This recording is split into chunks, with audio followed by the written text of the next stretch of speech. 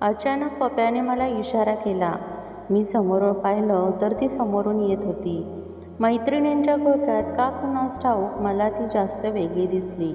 एखाद्या बाजूस अशा फुलालाही लाजवेल इतकी ती सुंदर दिसत होती.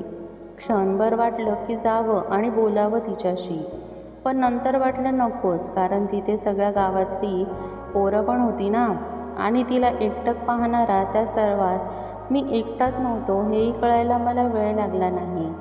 कधी संध्याकाळ होते आणि कधी तिच्याशी बोलतो असं मला झालं होतं.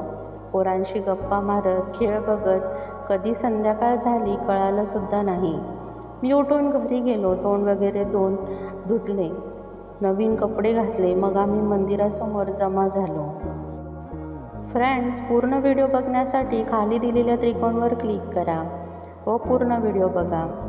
व्हिडिओ आवडला असेल तर व्हिडिओला लाईक करा, चॅनलला सबस्क्राईब करा आणि बेल आयकॉन दाबायला विसरू नका.